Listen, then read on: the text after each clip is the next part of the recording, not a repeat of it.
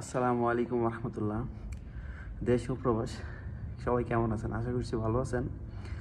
গতকালকে নতুন কিছু লোক দেখলাম কুয়াতে নতুন আসলো আর কি, আকুদুকুমা ভিসা। তো 10 থেকে 11 লক্ষ টাকা খরচ করে আসছে। স্যালারি হয়েছে 75 দিনার। তো 10 থেকে 11 লক্ষ টাকা খরচ করে 75 দিনের স্যালারি, ডিউটি 8 ঘন্টা। তো মাস শেষ কিন্তু বাড়িতে 15 থেকে 20 হাজার টাকা পাঠাইতে পারবে, এর থেকে কিন্তু বেশি পাঠাইতে পারবে না। কিন্তু তারা এত খুশি, মহা খুশি, তারা কুয়েতে আসতে পারছে 10 থেকে 15 লক্ষ টাকা। আমি আরও অবাক, সবগুলা টাকা কিন্তু তাদের কিস্তি, লোন, সুদে নিয়ে আসছে।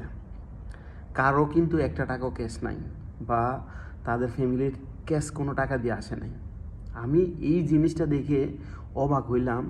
তারা কিন্তু খুশি, মহা খুশি। আমি বলছি, ভাই এত মহা খুশি হওয়ার দরকার নাই।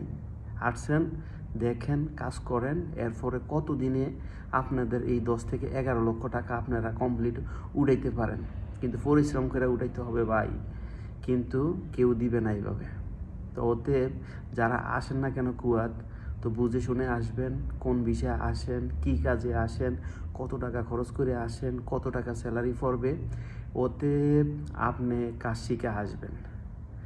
দিন যত যাইতেছে, যত সামনের দিকে আপনারা যারাই বিদেশ আসেন না কেন, কিন্তু আপনারা কাজ না শিখে যদি আসেন, আপনাদের এমন পরিস্থিতি হবে ভাই, বলার কোনো ভাষা নাই। যারা আসছে, যারা আছে, তারা ঠিকই বুঝে। আর যারা নতুন আসবেন, তো ওতে আপনারা বুঝে শুনে আসবেন। কারণ ভাই, প্রবাস জীবনটা এখন মনে করেন জেলখানার থেকে আরও বেশি। কারণ একবার যদি চলে আসেন, না পারবেন যাইতে, না পারবেন থাকতে।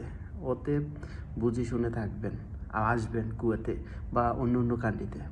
তা আমি বলি না বলে আইসেন না, আমি বলি আসেন, কাজ শিখে আসেন। ভাই সবারই তো ইনকামের দরকার আছে। দেশে তো আর সবার ইনকাম নাই। আর বিশেষ করে আমরা দেশের মানুষরা আছে না, বেশিরভাগই ভুল করি কি, কারণ আমরা কাজ শিখি না।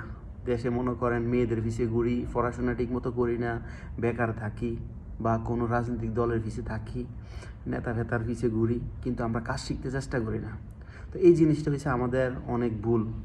আমাদের এই ভুলটা কিন্তু আমাদের কাজ শিখার ভিতরে কাজে লাগাইতে হবে। নেতার পিছিয়ে না ঘুরে কাজ শিখেন।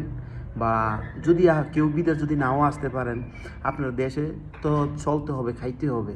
এরম না যে বলে আমি নেতার পিছিয়ে ঘুরলাম, আমার দিনকাল চলবো, এরম না। অতএব আপনারা কাজ শিখেন, যে কোনো একটা কাজ শিখেন। প্রবাস জীবনটা এমন একটা জীবন, নামটা শুরু করবেন কিন্তু শেষ হবে না। দেশেও যাইতে পারবেন না, এমন একটা সময় হবে। কুয়েতে এরকমও লোক আছে, মনে করেন 5 বছর, 6 বছর, 8 বছর, 10 বছর দেশে যাইতে পারে না, শুধু একমাত্র টাকার জন্য। ঠিক আছে, আপনি যে টাকাটা খরচ করে আসছেন, মনে করেন আপনার হাওলে 3 বছর শেষ হয়ে যাবে, কিন্তু আপনি টাকাটা কমপ্লিট করতে পারবেন না। আবার কি করবেন, কোম্পানি কন্ট্রাক্ট শেষ, তখন আবার ট্রান্সফার হইতে হইব নতুন কোম্পানিতে, বা পুরান কোম্পানিতে থাকতে হইলেও আরও টাকা লাগবে। ওতে যারাই আসেন না কেন ভাই, বুঝে শুনে আসবেন, যা কিছুই করেন। ওতে আমার কথা এইটাই থাকবো, দিন শেষে যাই করবেন করিয়া ভাবিয়েন না, মানে ভাবিয়া করিয়েন কাজ, এইটাই। ঠিক আছে, ওকে, সবাই ভালো থাকবেন, সুন্দর থাকবেন, সুস্থ থাকবেন, আর সবাই 5 ওয়াক্ত নামাজ পড়বেন, আর সবাই সবার জন্য দোয়া করবেন। আল্লাহ হাফেজ।